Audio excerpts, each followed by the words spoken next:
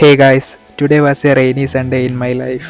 No classes, no attendance, no deadlines. Hi, I am Navaneet, a third year BDS student studying in southern part of India. Back in hostel, morning usually begins with a schedule. Here at home, morning begins with silence.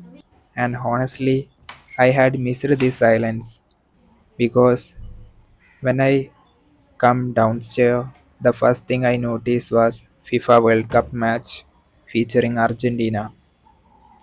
As an Argentinian fan, I always prefer to watch their matches.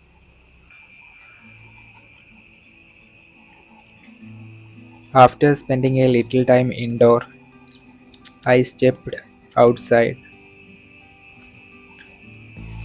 One thing I always looked forward to at home is collecting the morning newspaper. It may seem like very ordinary habit, but in many Indian households, this small routine has been a part of everyday life for decades. But today, things are little different.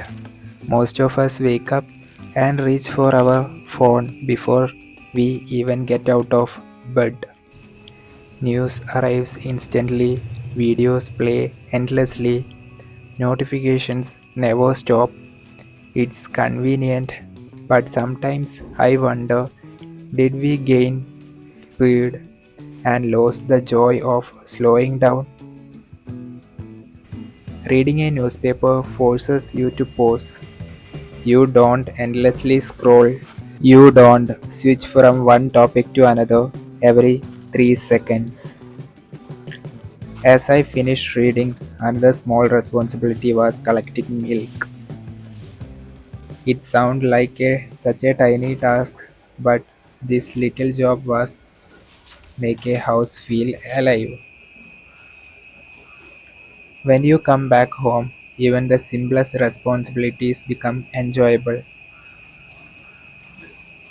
With the morning slowly unfolding, another idea came into my mind, a bicycle ride.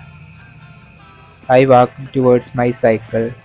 It had been sitting quietly for days. Before every ride, there is a small ritual, checking the tires, cleaning away a little dust, making sure everything feels right. It's funny how we take care of things that carry us through life: cars, motorcycles, bicycles. Each one quietly waits for the next journey. The tires had lost a little air, so before heading out, I filled them properly, a few pumps. There is something satisfying about preparing for a ride. The journey almost begins before you even start moving. People often think cycling is only about exercise, but I think it's much more than that. When you are inside a car, the world passes by behind glass.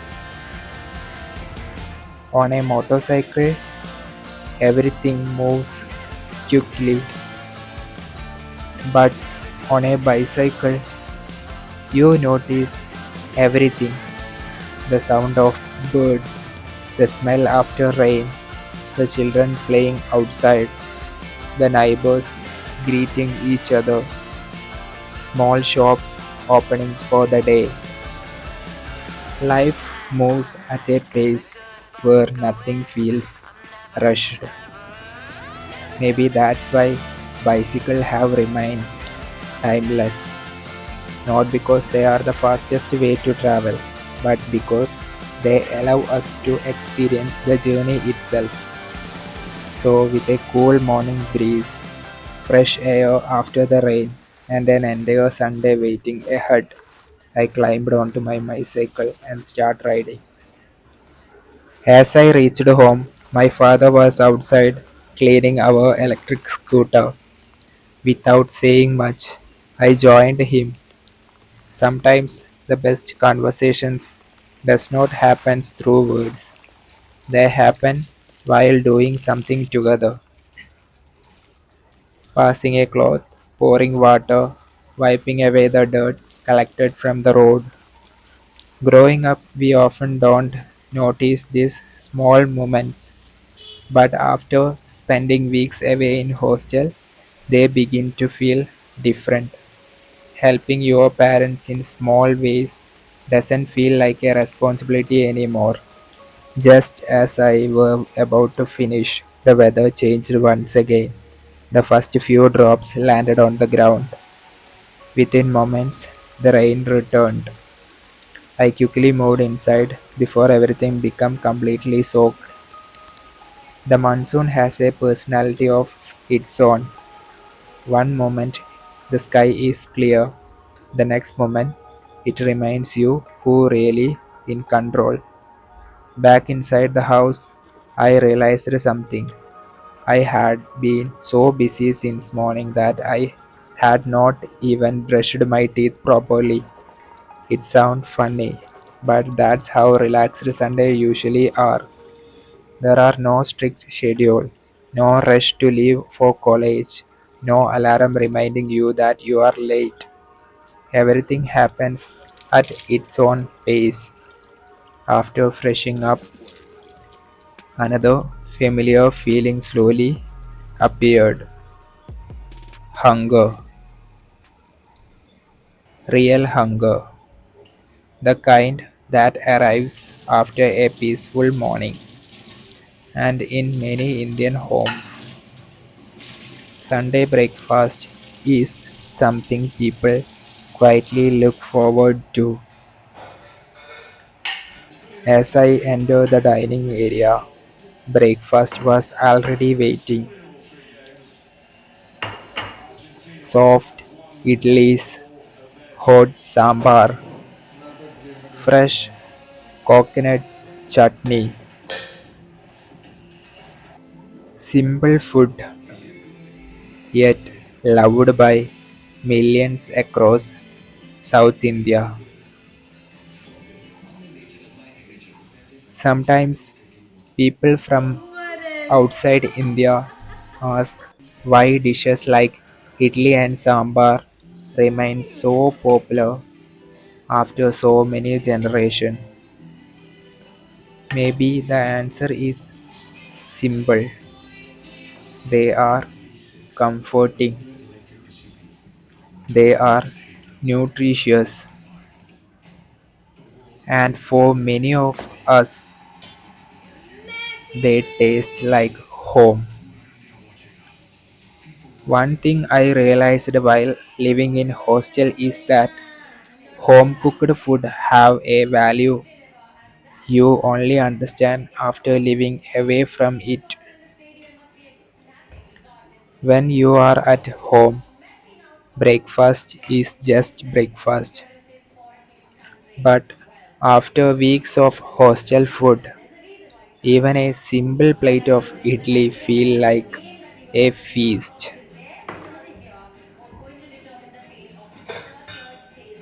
The smell of freshly prepared sambar, the warmth rising from the plate, the sound of tea being poured into a glass. These are the little details that make a house feel alive. I slowly enjoyed every sip of the coffee. I slowly enjoyed every bite,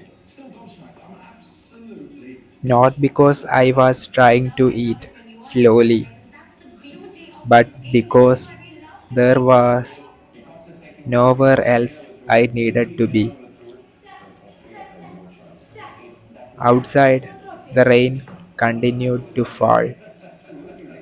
Inside, everything felt warm. This is one of my favorite thing about rainy Sunday.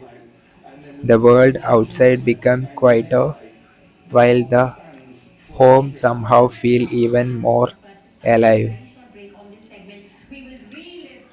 No matter how busy life become, I hope I never stop appreciating morning like this. Breakfast comes something that complete almost every South Indian morning. A cup of tea. Tea isn't a drink in India. It's a pause. It's an excuse for conversation. It was neighbors often each other. It what family shared during rainy evenings. It what helped millions of people begin their day. Holding a warm cup while watching the rain is one of those experiences that never get old.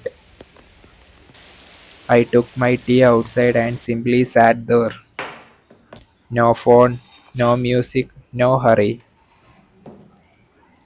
After spending a while outside, I came back in for a small snack.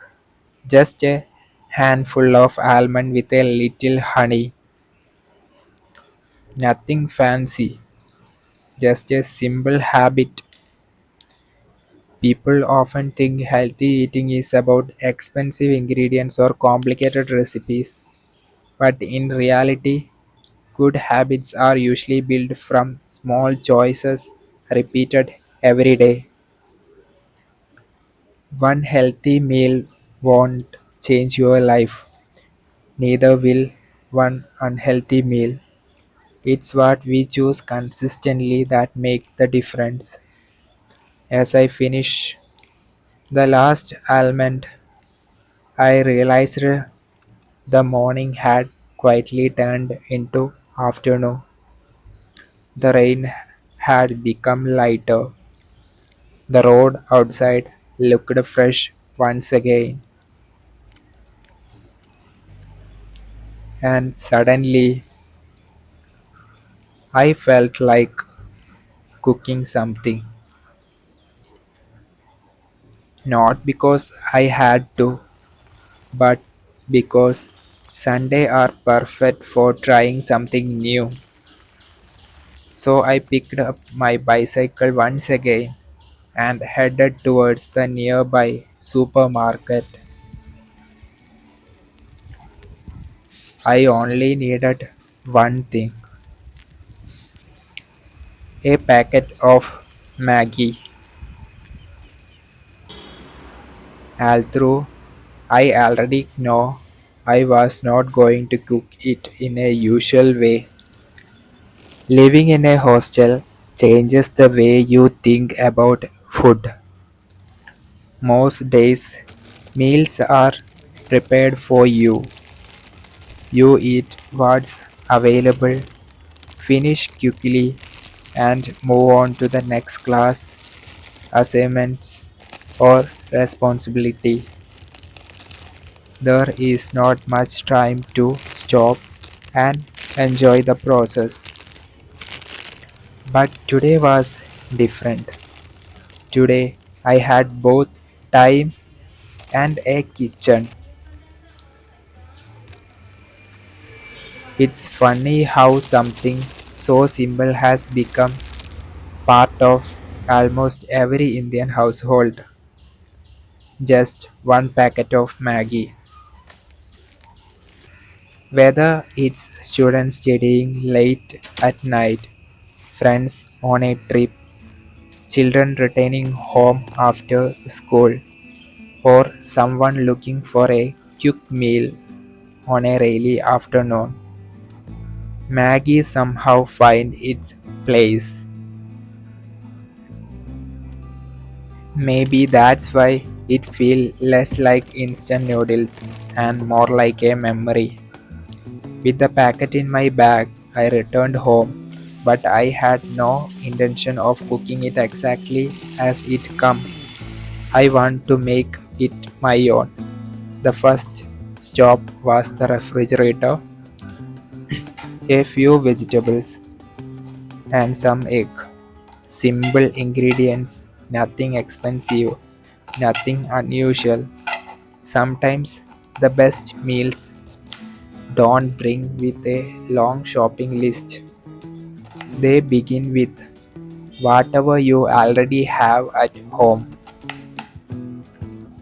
I placed everything on kitchen counter and slowly start preparing.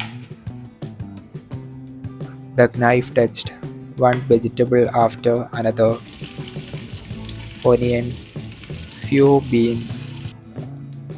Each ingredient added a little more color to the table. I do not cook very often. I am definitely not a professional. In fact, there are still many dishes I don't know how to make. But whenever I do cook, I genuinely enjoyed it. Not because I am trying to become a chef, but because cooking forces you to slow down. You cannot rush every step. You have to pay attention. You have to be patient. Maybe that's why so many people find peace in the kitchen.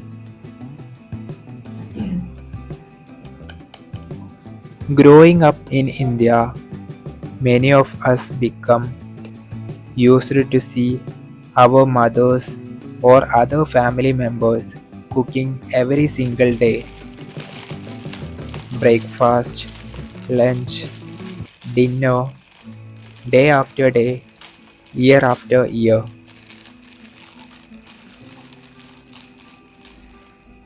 As children, we rarely think about the effort behind those meals. A plate simply appears on the dining table. Only when we start cooking ourselves we do realize how much care goes into even the simplest food. Choosing the ingredients, cutting them carefully, standing beside the stove, making sure nothing burns, tasting, adjusting, waiting. Every meal carries some punch, times, and effort. Perhaps that's why home cooked food always feels different. The pan slowly began to heat, and I just sorted out the masalas because just reheating the masalas will give you a good flavor to whatever things you are making. So I prefer to do this in the beginning so that I can add the masala later. Then a little oil, then the vegetables. Within seconds, the kitchen filled with sound of gentle sizzling. It's one of those sounds that instantly make the house feel alive. The color become brighter, the aroma slowly spread through the room.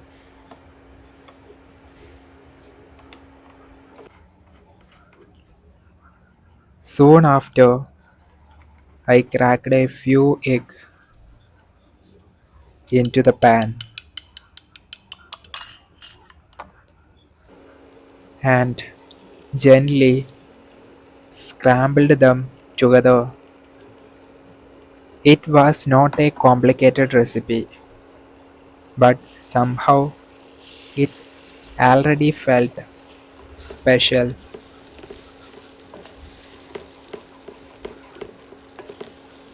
The egg has been slightly stick to the pan.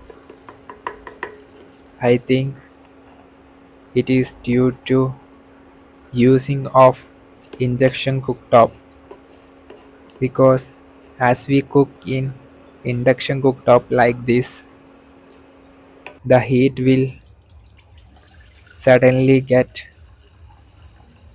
more. Finally, it was time for the Maggie, the noodles.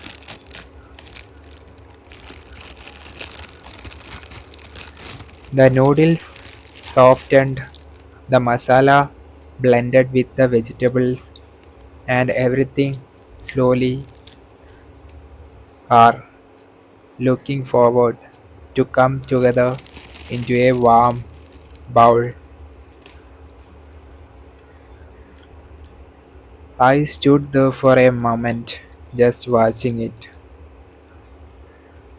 Sometimes we spend so much time chasing complicated things that we forget how satisfying simple moments can be. A quiet kitchen, rain outside, a homemade meal, no rush, no distractions, just enjoying the process.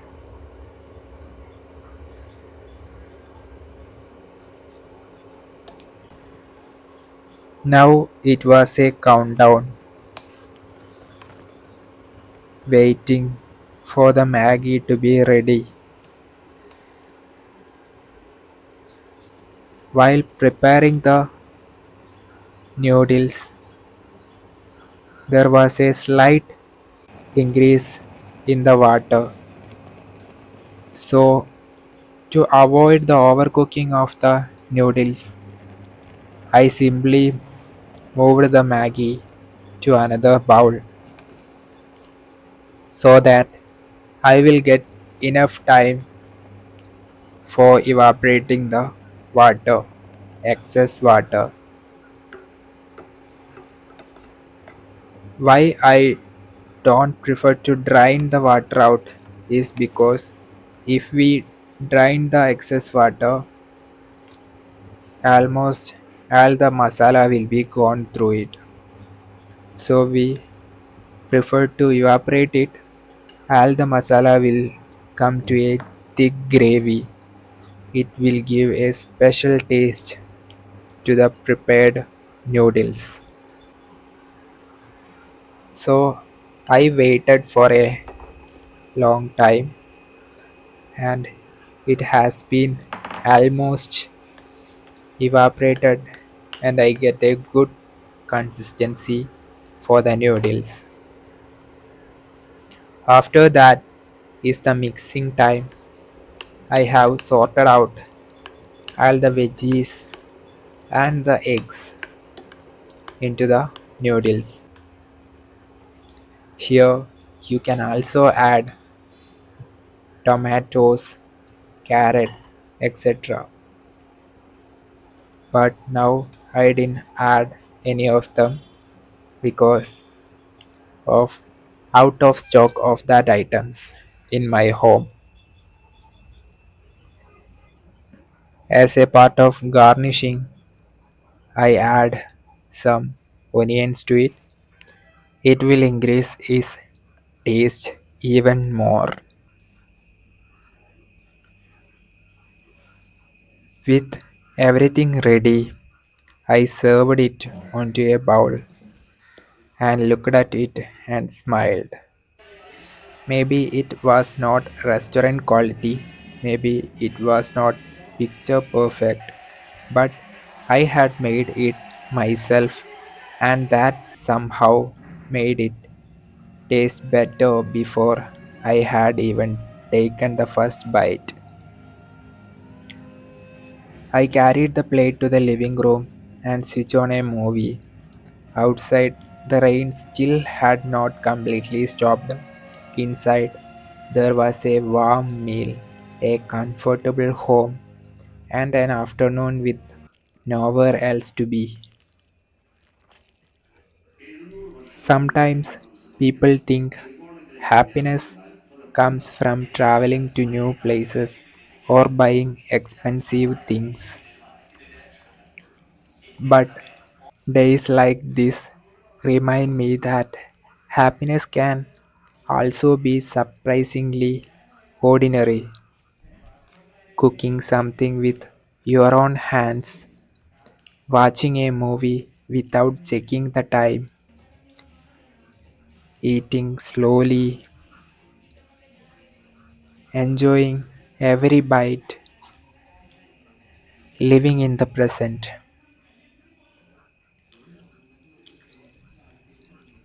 As I have finished my lunch, I realized that this was not really about Maggie at all. It was about having the freedom to slow down, to create something simple, to enjoy the little moments that often go unnoticed. It's funny how we all enjoy cooking and eating, but somehow washing the dishes is the part everyone tries to avoid. Still, I have always felt that completing the last step to the part of the experience. A meal isn't truly finished until the kitchen is clean again. One thing I love about village life is that nature is never very far away. You don't have to drive for hours to find greenery. Sometimes all you have to do is step outside your own house. Our jackfruit tree was standing there, heavy with fruit. For generations, trees like these have been part of Indian homes, especially in Kerala. Long before supermarkets and online groceries deliveries become common, families depend on the trees around their homes. A mango tree, a coconut tree, a banana tree, a jackfruit tree. There were not just plants, they were part of everyday life. I carefully cutted one jackfruit and carried it inside. Separating each fruit takes time, and maybe that's the beauty of it. Not everything worth enjoying comes instantly. One by one, I removed the golden piece, fresh from the tree. No factory, no packaging, no preservatives. Just nature doing what it has always done. As I tasted, I realized something. Some flavors do not just remind us of food, they remind us of childhood. At one point, I opened the refrigerator again and found a small piece of burfi awaiting inside. It wasn't planned. I simply felt like ending the day with something sweet. Sometimes we don't need a celebration to enjoy a dessert. Sometimes an ordinary Sunday is reason enough.